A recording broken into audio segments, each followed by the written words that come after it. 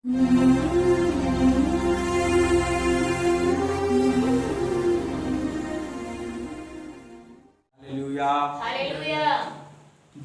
నామమునకు మహిమ కలుగునుగాక.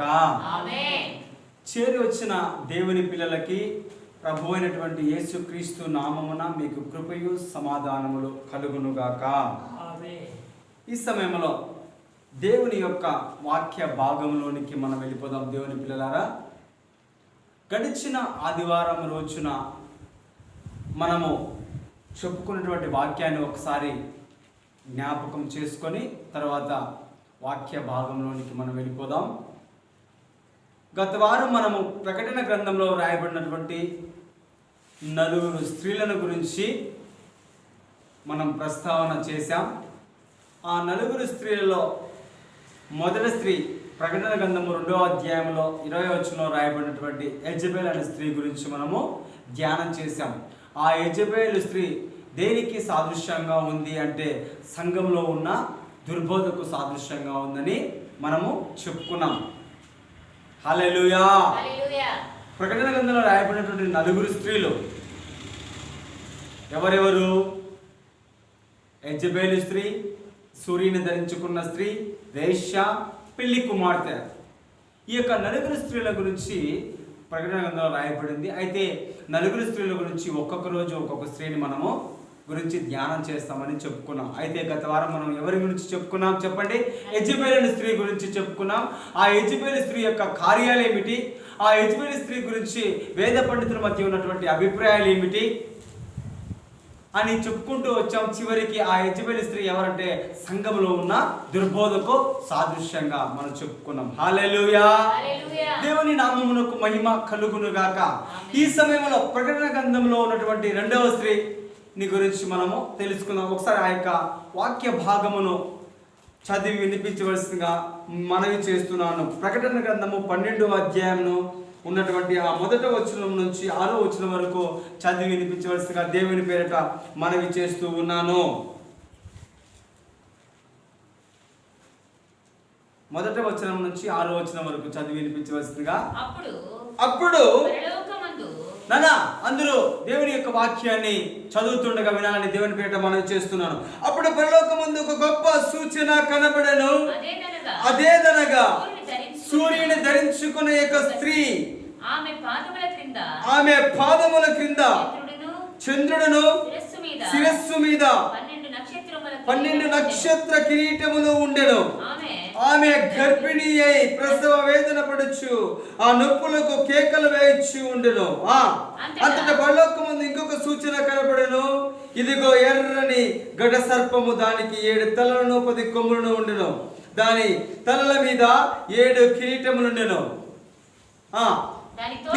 దాని తోక ఆకాశ నక్షత్రములలో 3వ భాగము నిలిచి వాటిని భూమి మీద పడవేసెను. కనైన ఆ స్త్రీ కనగానే ఆమె శిశువును మృంగి వేయవలనని ఆ గడ సర్పము స్త్రీ ఎదుట నిలుచుచుండెను. సమస్త జనములను ఇనుప దండముతో ఏలనైన యొక్క మగ శిశువును ఆమె కనగా ఆమె శిశువు దేవుని యొద్దకును ఆయన సింహాసనమున యొద్దకును కొనిపోబడెను. ఆ స్త్రీ అరణ్యమునకు పారిపోయిన. అచ్చట వారు 1260 దినములు ఆమెను పోషించువలని దేవుడు ఆమెకు ఒక స్థలము సిద్ధపరచును. కొట్టండి చెప్పండి. చదువుబడినటువంటి వాక్య భాగములో దేవుని పిల్లలారా, సూర్యుని ధరించుకున్న ఒక స్త్రీ మనకు ఈ ప్రకటన గ్రంథము 12వ అధ్యాయంలో కనిపిస్తూ ఉంది. ఎవరు? సూర్యుని ధరించుకున్న స్త్రీ. హల్లెలూయా. ఈ సూర్యుని ధరించుకున్న స్త్రీ ఎవరు? ఈ సూర్యుని ధరించుకున్న స్త్రీని గురించి వేద పండితుల మధ్య ఉన్నటువంటి అభిప్రాయాలు ఏమిటి తెలుసుకొని దేవుని యొక్క వాక్యాన్ని ముగించుకుందాం. అర్థమవుతుందా దేవుని పిల్లరా? ఈ సూర్యుని ధరించుకున్న స్త్రీ ఎవరు? ఈ స్త్రీని గురించి వేద పండితుల మధ్య వ్యాఖ్యానకర్తల మధ్య ఉన్నటువంటి అభిప్రాయాలు ఏమిటి? ఒక్కొక్క అభిప్రాయాన్ని చెప్పుకొని మనం దేవుని యొక్క వాక్యాన్ని ముగించుకుందాం. హల్లెలూయా. హల్లెలూయా. మొదట అభిప్రాయము ఏమిటి అనగా ఈ స్త్రీ మరియమ్మ అనియు ఎవరు? యేసుక్రీస్తు వారికి జన్మనిచ్చినటువంటి ఆమె ఎవరు? మరియమ్మ. మరియమ్మ అనియు ఆమె కనిన మగ శిశువు యేసుక్రీస్తు అనియు ఈ మగ శిశువును చంపబడిన ఘటసర్పము సాతాననియు చెప్పుచూ ఉన్నారు. ఎందుకనగా ఎందుకు ఈ విధంగా వీరు అనుకుంటున్నారంటే, యేసుక్రీస్తు జన్మించినప్పుడు సాతాను హేరోదు హృదయంలో ప్రవేశించి ఏం చేశాడు? 2 సంవత్సరాలు తక్కువ వయసున్న మగపిల్లలందరినీ ఆ దేశం అంతటా వధించాడు.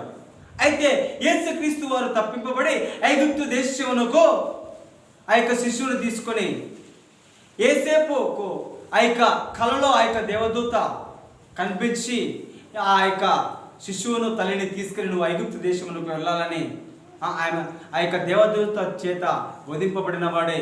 ఆ తర్వాత యేసేపు వారు మరియమ్మను ఆ యొక్క యేసుక్రీస్తు వారిని తీసుకుని ఎక్కడికి ప్రయాణం అయిపోయాడు? ఐగుప్తులోకి వెళ్ళాడు. ఆ విధముగా ఈ యొక్క వ్యాఖ్యానకర్తలు ఏం చేస్తున్నారంటే, ఈ యొక్క సూర్యుని ధరించుకున్న స్త్రీ ఎవరంటే మరియమ్మని, ఆయా యొక్క మరియమ్మకైన శిశువే యేసుక్రీస్తు అని పొరబడుచున్నారు. అయితే ఇది సరైనటువంటి అభిప్రాయం కాదు దేవుని పిల్లరా. ఈమె మరియమ్మ కాదు, కరుణైనటువంటి మగ శిశువు యేసుక్రీస్తు వారు కాదు. హల్లెలూయా. దేవుని నామమునకు మహిమ కలుగును గాక. మొదటి అభిప్రాయము సరైనటువంటి అభిప్రాయము కాదు. ఇకపోతే రెండవ అభిప్రాయము ఏమిటి అంటే దేవుని పిల్లరా, ఒకసారి మీ ముందుంచాలని ఆశపడుతున్నాను. ఏ అభిప్రాయము? రెండవ అభిప్రాయము. హల్లెలూయా. ఈ స్త్రీ సంఘమనియు ఏమి?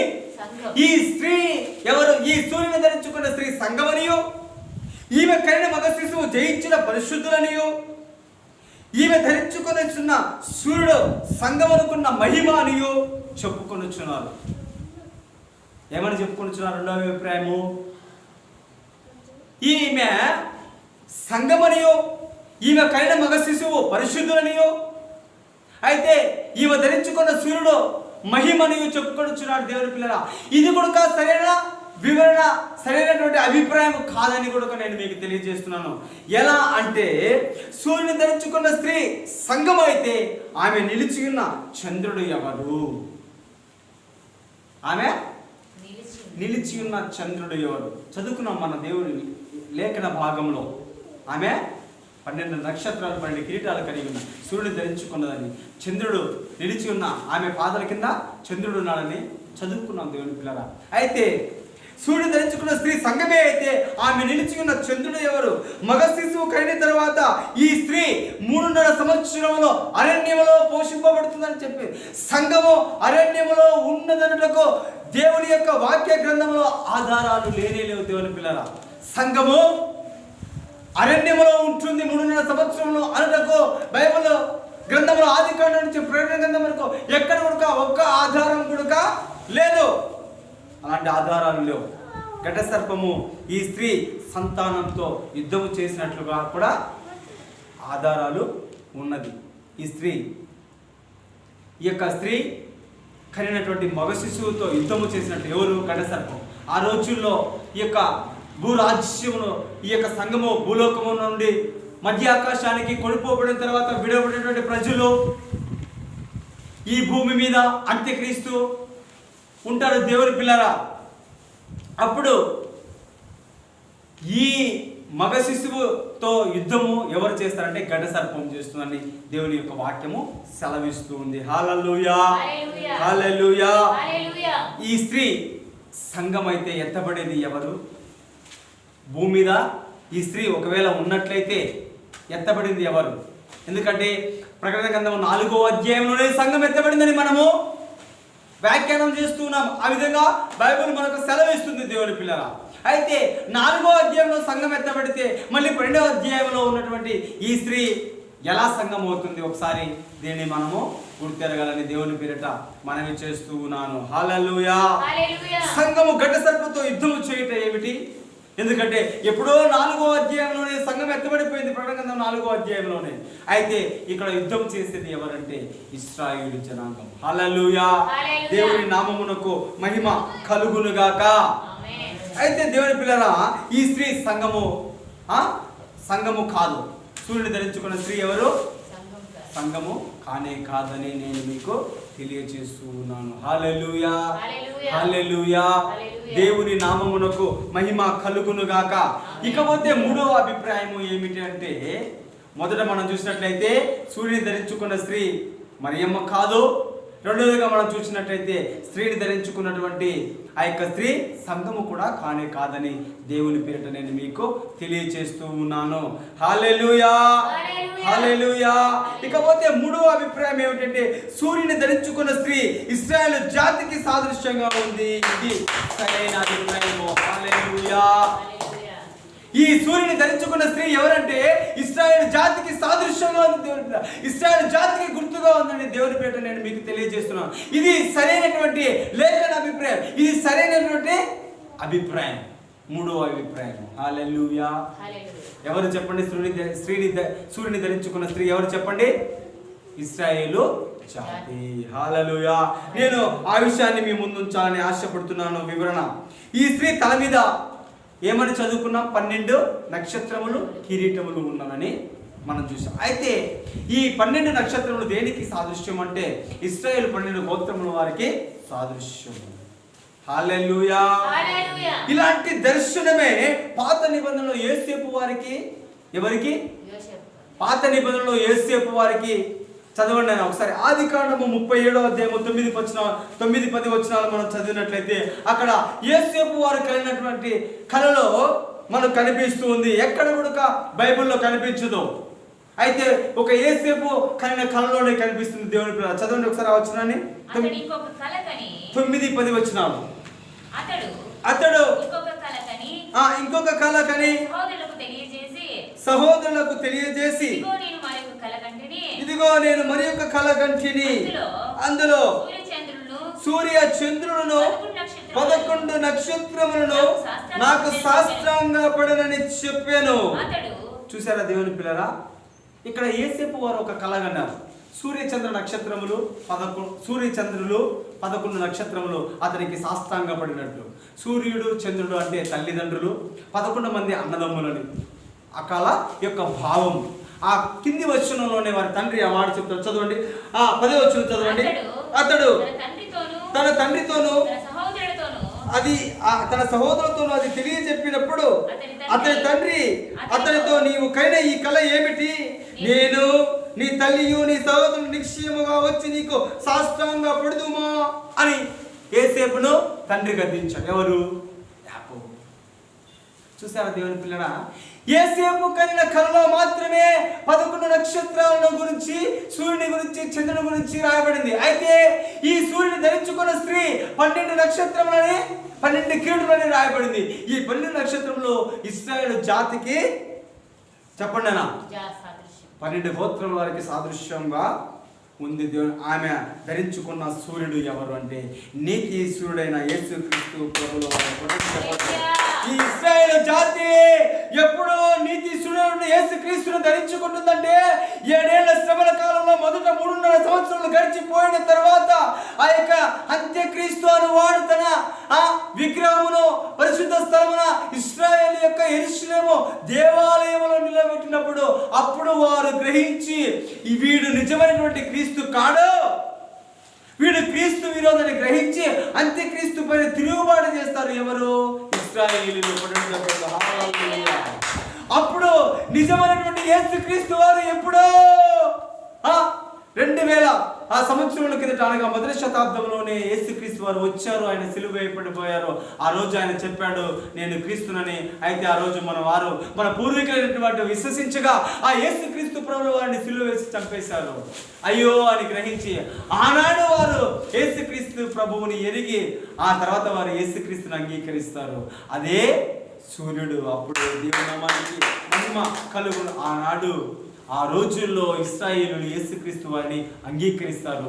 ఆయనే నీతిశూడైనటువంటి యేసుక్రీస్తు ప్రభుల వారు. దేవుని పిల్లరా, అది దేవుని మహిమ. హల్లెలూయా. కొట్టండి చెప్పండి. దేవుని నామానికి మహిమ కలుగును. అయితే దేవుని పిల్లరా, ఈ సూర్యుడు ధరించుకున్న స్త్రీ అంటే యేసుక్రీస్తును ఆ దినాన వారు ధరించుకుంటారు. అయితే చంద్రుడు పై ఆమె నిలబడింది. ఈ చంద్రుడు ఎవరు అంటే దేవుని పిల్లరా, చంద్రుడు యాక్చువల్గా నక్షత్రాల కాంతితోనే ప్రకాశిస్తాడు, కానీ తనంతట తాను ప్రకాశించడని నేను మీకు తెలియజేస్తున్నాను దేవుని పిల్లరా. అయితే స్వయం ప్రకాశితుడు కాదు. ఎవరు? చంద్రుడు.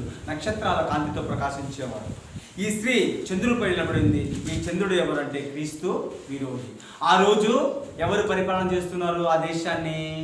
క్రీస్తు విరోధి పరిపాలన చేస్తాడనమాట. ఆ యొక్క 7 ఏళ్ల శ్రమల కాలంలో దేవుని పిల్లలారా, 7 ఏళ్ల శ్రమల కాలంలో క్రీస్తు విరోధి ఆ యొక్క ఇశ్రాయేలు దేశాన్ని పరిపాలన చేస్తూ ఉంటాడు. కాబట్టి ఆ ఫస్ట్ వారు మొదట ఆ యొక్క అంత్యక్రీస్తుతో నిబంధన చేసుకొని ఉంటారు. కాబట్టి వాని చంద్రుడితో మనము పోల్చవలెను. హల్లెలూయా. దేవుని నామానికి మహిమ కలుగునుగాక. హల్లెలూయా. అయితే దేవుని పిల్లరా, ఆ స్త్రీకైన మగ శిశువు ఎవరంటే ఇశ్రాయేలులో ప్రథమ ఫలమైనటువంటి 1,44,000 మంది.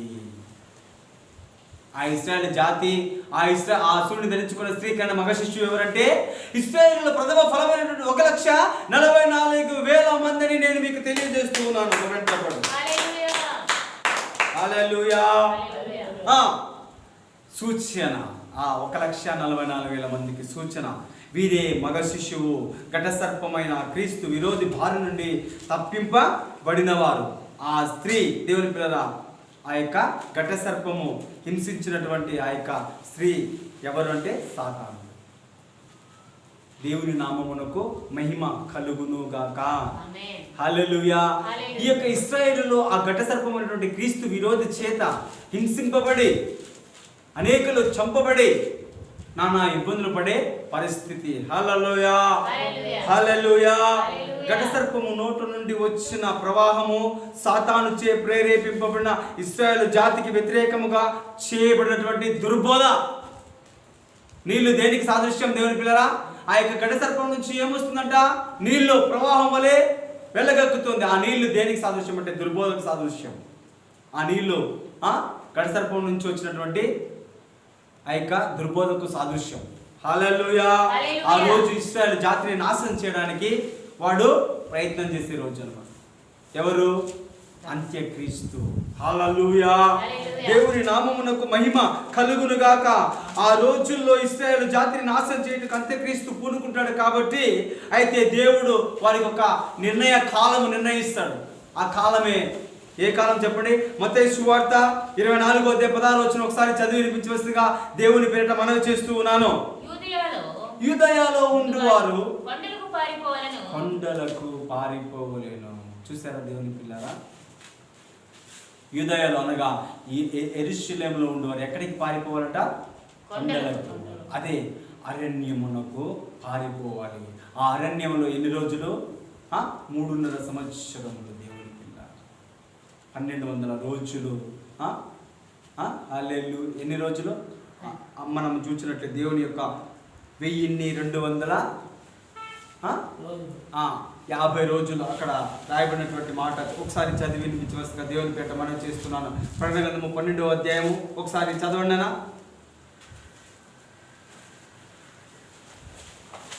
ఆలోచన ఒకసారి చదివి వినిపించవలసిగా దేవుని పేట మనం చేస్తూ ఉన్నాను. 6వ వచనం. ప్రకటన గ్రంథము 12వ అధ్యాయము 6వ వచనం. ఆయన సింహాసనములో కొలువబడెను. 6వ వచనం. ఆ స్త్రీ అరణ్యమునకు పారిపోయిను. అచ్చట వారు 1260 దేవుని నామమునకు మహిమ కలుగునుగాక. చూసారా దేవుని పిల్లరా? ఆ రోజుల్లో అంత్యక్రీస్తు పైన తిరుగుబాటు ఈ ఇశ్రాయేలులో 1,44,000 మంది అని చెప్పారు కదా. వీరు తిరుగుబాటు చేయడం వలన ఏం జరిగిందంటే ఈయనను చంపడానికి ఈయన పూనుకున్నాడు. ఎవరు? అంత్యక్రీస్తు. అప్పుడు దేవుడు ఏం చేశాడు? వారికి ఒక నిర్ణయ కాలాన్ని ఇచ్చాడు. అరణ్యమునకు పారిపోయాడు. ఆ అరణ్యంలో ఎన్ని రోజులు ఉన్నారు వాళ్ళు ఇశ్రాయేలులో?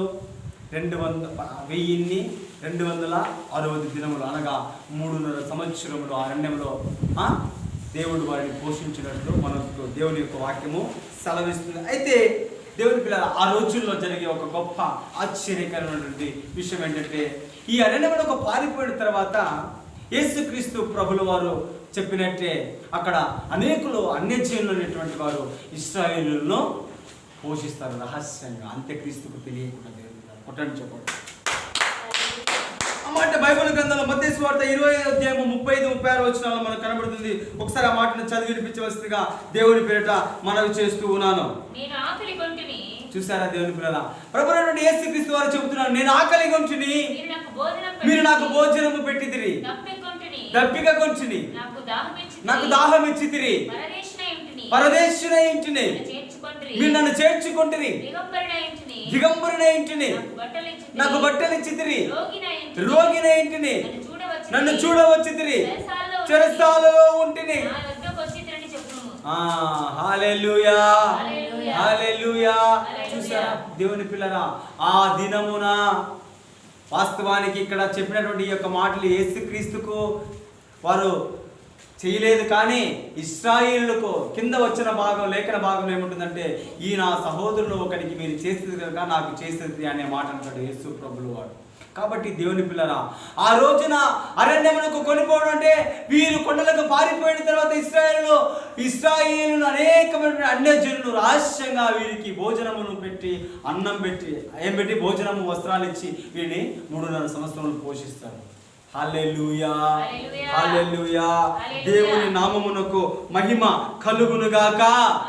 అయితే దేవుని పిల్లరా, ఇలా 3.5 సంవత్సరాలు గడిచిపోయిన తర్వాత సాతానుడు ఘట సర్పము ఈ ఇశ్రాయేలుతో యుద్ధము చేయుటకు బయట వెళ్ళి సముద్ర తీరంలో నిలిచెను అనే మాట దేవుని యొక్క వాక్య గ్రంథంలో రాయబడింది. దేవుని పిల్లరా చూసారా, 3.5 సంవత్సరాలు ఈ అన్యజనులు ఇశ్రాయేలును పోషించారు. అయితే 3.5 సంవత్సరాలు అయిపోయిన తర్వాత ఏం జరిగింది? అంత్యక్రీస్తు ఆ యొక్క ఇశ్రాయేలుతో యుద్ధం చేయడానికి బయలు వెడలి సముద్ర తీరంలో నిలిచాను.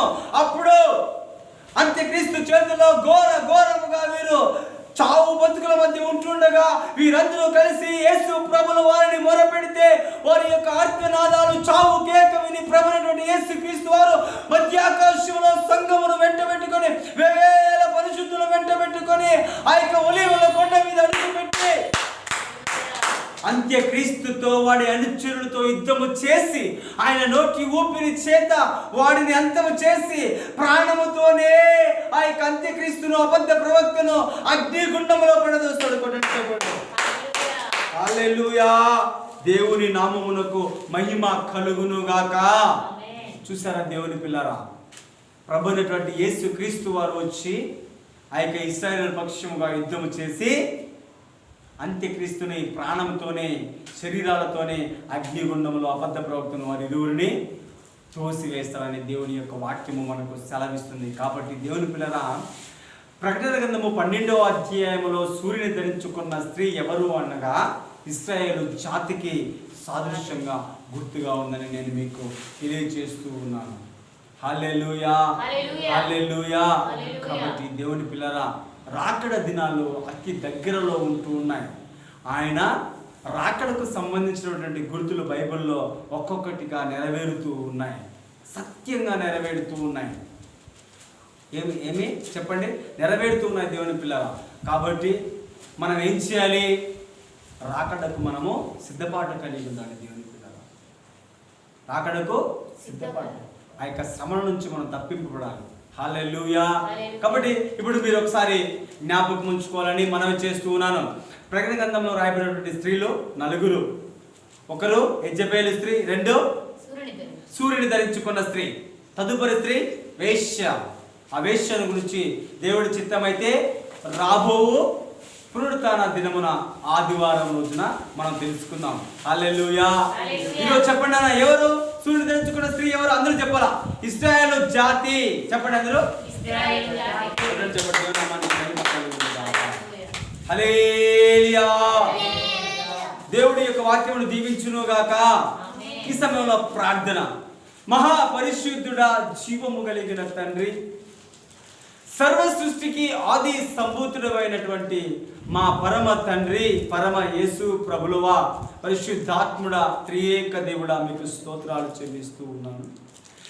ప్రకటన గ్రంథంలో రాయబడినటువంటి నలుగురు స్త్రీలలో రెండవ స్త్రీ అయినటువంటి సూర్యుని ధరించుకున్నటువంటి ఆ స్త్రీ ఎవరనగా ఇశ్రాయేలు జాతిని నీ పిల్లలకు తెలియపరిచి ఉంటుండగా నైనా వారికి వాక్య భాగంలోని ఆ యొక్క జ్ఞానాన్ని ఆశీర్వాదాన్ని అయా దైశ్యమని ప్రార్థన చేస్తూ ఉన్నాను. ఈ యొక్క వాక్యం ద్వారా నైనా అయా నీ పిల్లలైనటువంటి వారు దీవింపబడినట్లు సహాయం చేయండి. ఇంకా యూట్యూబ్ ద్వారా ఎంతమంది అయితే చూస్తున్నారు ఈ యొక్క వాక్యము, వారు కూడా ఈ యొక్క సూర్యుని ధరించుకున్న స్త్రీ ఇశ్రాయేలు జాతికి సాదృశ్యమని వారు తెలుసుకొని గ్రహించినట్లు మీ కార్యాలు జరిగించండి.